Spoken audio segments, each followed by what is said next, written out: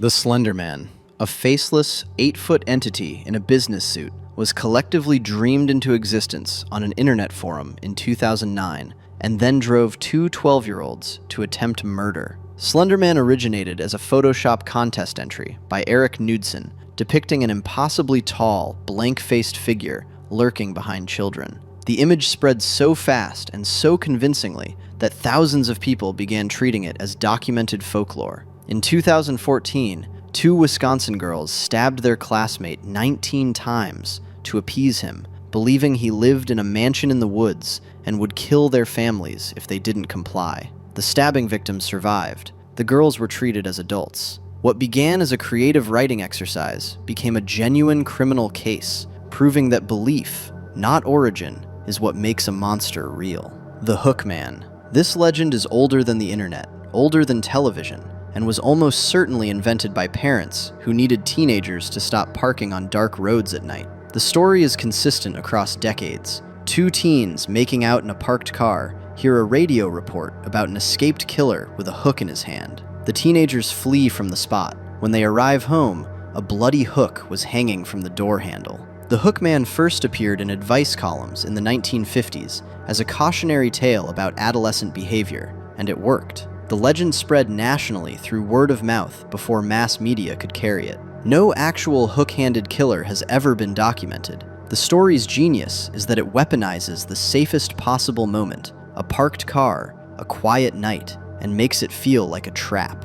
Cropsey. Staten Island's Cropsey is the rare urban legend that turned out to be partially, horrifyingly, real. For decades, New York children were warned about a disfigured, escaped mental patient who snatched kids from the streets near the ruins of Willowbrook State School, a real facility where patients were subjected to documented abuse so severe that it sparked federal disability rights legislation. The legend was fiction, the abductions were not. Andre Rand, a former Willowbrook employee, was convicted of kidnapping children from Staten Island in cases spanning the 1970s and 80s. Several victims were never found. Willowbrook's actual history, children left in filth, infected deliberately with hepatitis for experiments, was worse than anything the legend invented. Cropsey didn't need to be embellished. The truth was already the nightmare. The Black-Eyed Children.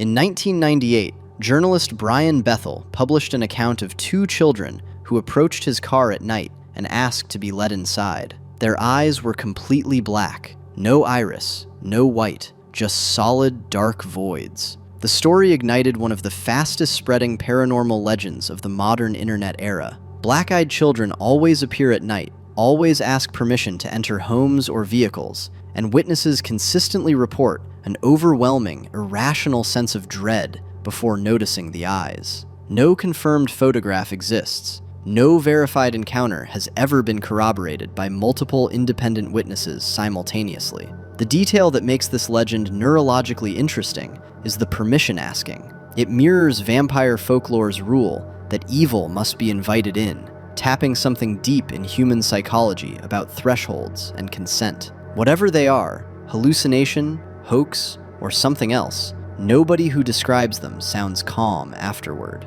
The Vanishing Hitchhiker. America's most geographically widespread urban legend has been documented in every state, on nearly every major highway, and dates back at least to the 1800s. The structure never varies. A driver picks up a hitchhiker, usually a young woman, who gives an address and then disappears from the moving vehicle. When the driver goes to the address, they learn the hitchhiker died on that road, sometimes decades earlier. Folklorist Jan Harold Brunvand cataloged hundreds of regional variants in the 1980s, noting that every community claims the story happened locally to someone specific, recently. In the Hawaiian version, it's the goddess Pele. On Chicago's Archer Avenue, it's Resurrection Mary, a blonde woman in a white dress last seen alive in 1934. The legend persists because it answers a question humans can't stop asking. Do the dead know they're gone?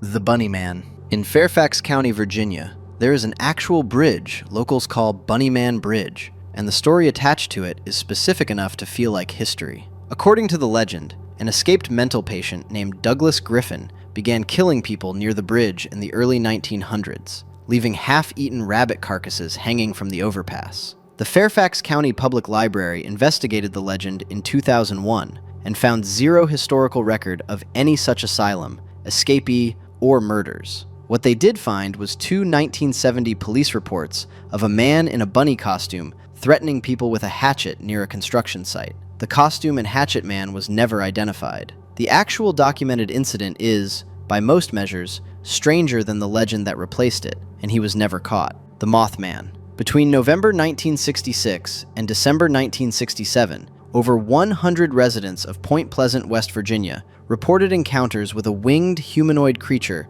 standing roughly 7 feet tall, with glowing red eyes and a wingspan of 10 feet, wider than a car. The sightings clustered around an area called the TNT area, a former World War II munitions site contaminated with explosives residue.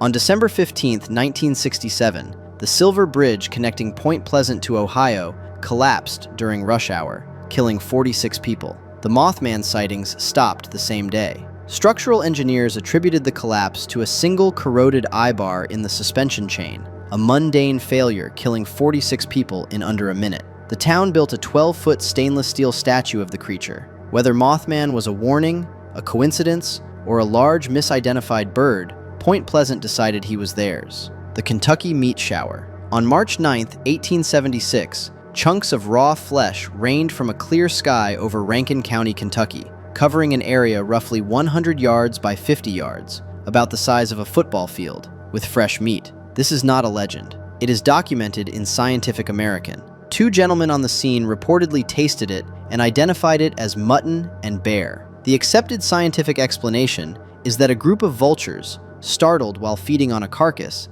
vomited their stomach contents mid-flight, a common vulture defense mechanism, and the updraft scattered the pieces across the area. The account was verified, analyzed, and published in a peer-reviewed journal. America occasionally skips the urban legend phase entirely and goes straight to documented, inexplicable reality. Charlie No-Face. Raymond Robinson was a real man who walked Route 351 in western Pennsylvania at night for decades, and the legend that grew around him was so disfiguring to his actual life that it almost erases what he actually was. In 1919, as a child, Robinson was severely disfigured after touching a power line carrying 22,000 volts, enough current to kill most people outright. He lost his eyes, nose, and one ear. He walked at night to avoid the stairs. Locals began calling him Charlie No-Face, or the Green Man, claiming he glowed. People drove out specifically to find him, sometimes throwing things at him.